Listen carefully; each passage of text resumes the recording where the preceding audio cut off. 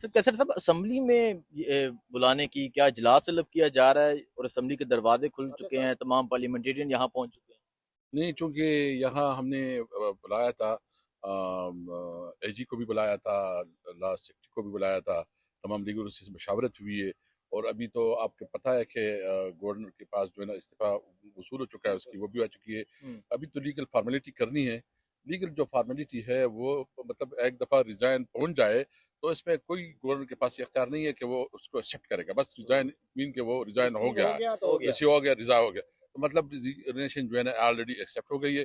ابھی جو اس کا پروسیجر ہے اس کو پورا کرنا ہے۔ اب اجلاس طلب کب کرنے جا رہے ہیں، کیا فیصلہ ہوا ہے؟ وہ ابھی پورا ڈیٹیل ادھر پریس کانفرنس بتا رہے ہیں، اور اسی کے مطابق کیونکہ اس کو کرنے دے کہ وہ پریس کانفرنس اپوزیشن سے بھی کوئی امیدوار سامنے آیا ہے نومینیشن وغیرہ؟ نہیں، ابھی نہیں آئے۔ ہم تمام پولیٹیکل پارٹیز کو جو ہے نا یہاں رابطے کر رہے ہیں۔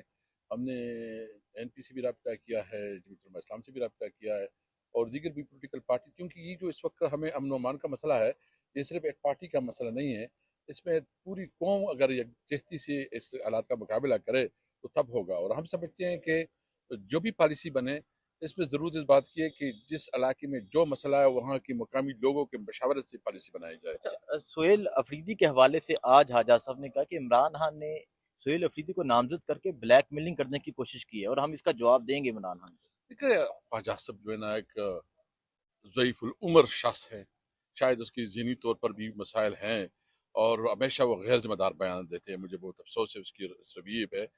سہیل افریدی ایک ینگ ایجوکیٹڈ لڑکا ہے، ایم ایس سی اکنامکس ہے، اور ایم پیل بھی تقریباً فائنل سٹیجز میں ہیں، اور اگر وہ اس طرح کی باتیں کرتے ہیں تو وہ اپنے عہدے کے ساتھ جو ہے نا زیادتی کر رہے ہیں۔ ایک ڈیفینس منسٹر کو جس طرح ایک رسپانسبل طریقہ ہونا چاہیے وہ اس طرح رسپانسبل نہیں ہے۔ پی ٹی آئی کا سر اندرونی معاملہ ہے، وزیر اعلیٰ چینج ہوا ہے، ایک وزیر اعلیٰ پسند نہیں آیا، دوسرا آ گیا، تو اس سے وفاقی حکومت کو کیا مسائل ہے، کیوں مسائل ہے سر، آپ کیا سمجھتے نہیں، ہیں؟ اس کو بیسیکلی تحریک انصاف کی پاپولیرٹی سے مسئلہ ہے۔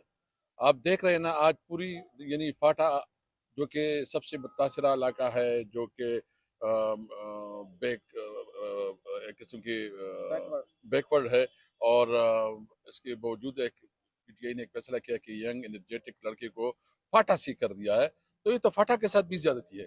یعنی فاٹا کو تاریخ میں پہلی دفعہ چیف منسٹر ملا ہے، تو یہ فاٹا کے عوام بہت خوش ہے۔ آپ دیکھ رہے ہیں کہ آج پوری فاٹا میں پریس کانفرنسیں ہو رہی ہے، سارے لوگ بات کر رہے ہیں، تو اگر خدا نخواستہ صحیح کوئی حرکت کرتی ہے تو اس کا مقصد یہ ہوگا کہ یہ فاٹا کے لوگوں کو ایک منفی میسج دے گا۔ نہیں تو کوئی ایسا پہلو ہے کہ سہیل افریدی کو روکا جا سکے سی ایم بننے سے؟ کوئی نہیں ہے، کوئی نہیں ہے۔ سہیل افریدی اس ملک کا آئینی اور قانونی شہری ہے، اس کے پاس یہ پورا حق ہے کہ وہ صوبے کا چیف منسٹر بنے۔ مجھے صرف اس کے خلاف بتائیں کہ ایک تو سیاسی موٹیویٹڈ کیسز ہیں، اس کے اوپر تو کوئی کہتے ہیں دہشت گردوں کا سہولت کار ہو سکتا ہے، یہ کہتے بہت ہیں۔ افسوس ہے، بہت نامناسب ہے، اس قابل مذمت ہے یہ بات جو اس طرح کرتے ہیں۔ اس کے پاس تو اس کے اوپر تو کوئی 107 کا پرچہ بھی نہیں ہے۔ میں تو دیکھو، میرے ساتھ تو وہ بچوں کی طرح بڑے ہیں نا، میں اس کا صوبائی صدر تھا، اور یہ مراد سعید اور یہ حسین اور یہ مینا خان اور یہ شاہد خٹک اور یہ سہیل افریدی، تو انہوں نے پولیٹیکل سٹرگل کی ہے۔ پہلے دفعہ ایک مڈل کلاس کا ینگ لڑکا کو ایک موقع ملا ہے، اس کو اپریشیٹ کرنا چاہیے۔ عمران خان کے ایک موو نے آپ سمجھتے ہیں پارٹی میں نئی جان ڈال دیا ہے، جو ایک جمود کا شکار ہو چکی تھی پارٹی؟